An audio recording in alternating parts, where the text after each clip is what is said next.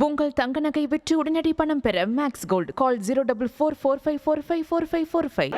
இல்லை, நாங்கள் தெளிவாக நேற்று அதுக்கான கம்ப்ளீட் டீட்டெயில் உங்களுக்கு சொல்லிட்டேன்.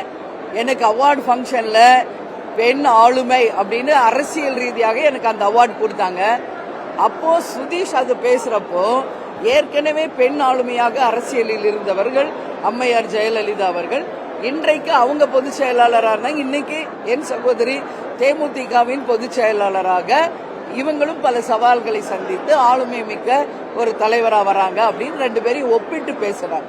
மறுநாள் பார்த்தா நாங்கள் ரெண்டு பேரும் இப்படி கை காட்டுற மாதிரி சோசியல் மீடியாவில் போட்டோஸ் எல்லா இடத்துலையும் பகிரப்பட்டது. அதை எடுத்து சுதீஷ் அவருடைய ஃபேஸ்புக் பேஜில் பகிர்ந்தார்.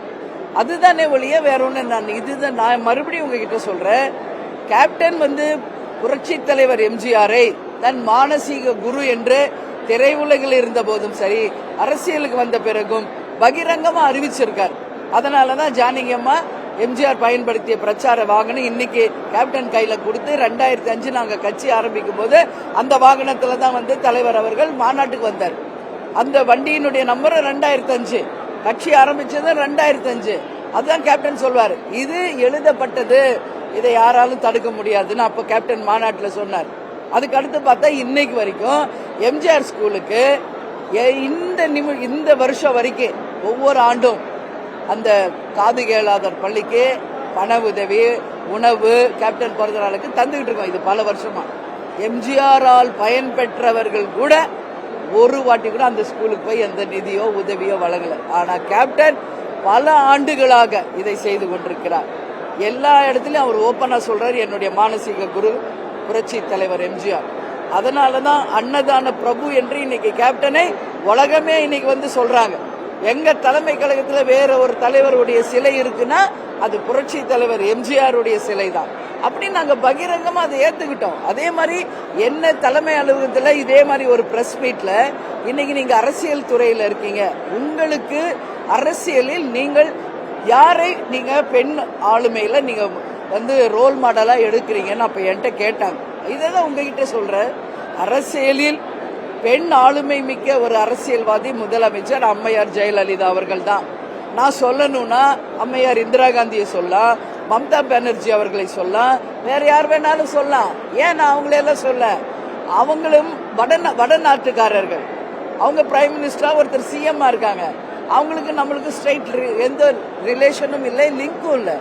ஆனால் நாம் வாழ்ந்த காலத்தில் சமகாலத்தில் அம்மையார் ஜெயலலிதா அவர்கள் கட்சியையும் ஆட்சியும் கட்டுக்கோப்போட சீரும் சிறப்புமாக ஆளுமை மிக்க பெண் முதல்வராக அவங்க ஆட்சி செய்தாங்க. எனவே என் அரசியல் வாழ்க்கையில் என்னுடைய ரோல் மாடல் செல்வி அம்மையார் ஜெயலலிதா அவர்கள் தான் அப்படின்னு எப்பவோ நான் பொதுச் செயலாளராக பதவியேற்ற அன்னைக்கு பிரஸ் மீட்ல சொல்லியிருக்கேன். அதனாலதான் அந்த போட்டோஸ் கம்பாரிசன் வந்தது. அதனால இதை நாங்க விரும்பி போடல, இது சோசியல் மீடியால வந்தது.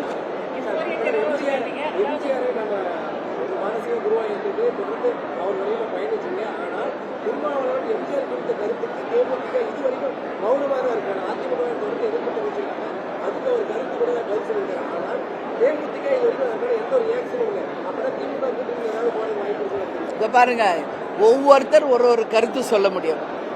அவங்க சொல்ற கருத்துக்களை என்கிட்ட நீங்க பதில் எதிர்பார்த்தா அது தவறான ஒரு முன்னுதாரணமா ஆயிரும். அதுக்கான விளக்கத்தையும் அவர் நேற்று கொடுத்திருக்காரு. எதுக்கு சொன்னோம், எது மாற்ற, அதுக்கான விளக்கம் என்னன்றது சொல்றாரு. இப்போ சகோதரர் திருமாவளவன் அவர்கள் சொல்ற கருத்துக்கு கேள்வி நீங்க அவர்கிட்ட தான் கேட்கணும். அவர் சொன்ன ஒரு கருத்துக்கு பதில் என்னிடம் நீங்கள் எதிர்பார்ப்பது தவறு. அதை பற்றி நான் கமெண்ட் சொல்லவும் மாட்டேன். நான் ஏற்கனவே இதுக்கு பதில் சொல்லிட்டேங்க. ஆட்சியில் பங்கு என்பதை தேமுதிக வரவேற்கிறது. ஒட்டுமொத்த அதிகாரமும் ஒரே கட்சி கிட்ட இருக்கிறதுனால இவ்வளோ சுதந்திரம் வாங்கி இந்த 50-60 வருஷம் என்ன பெரிய டெவலப்மெண்ட் பார்த்தோம். அப்போ கூட்டணியில இருப்பவர்களுக்கும் அந்த ஆட்சியில் பங்கு பகிர்ந்தளிக்கும் போது யார் தப்பு செய்யலாம் கேட்கலாம், மக்களுக்கு இதெல்லாம் குறை இருக்குன்னு எடுத்து காட்டலாம். எல்லாரும் இணைஞ்சு வேலை செய்யும் போது மிகப்பெரிய ஒரு வெற்றியாக பலமாக தமிழ்நாட்டுக்கும் தமிழக மக்களுக்கும் நிச்சயம் அமையும். கூட்டணி ஆட்சி என்பதை தேமுதிக வரவேற்கிறது.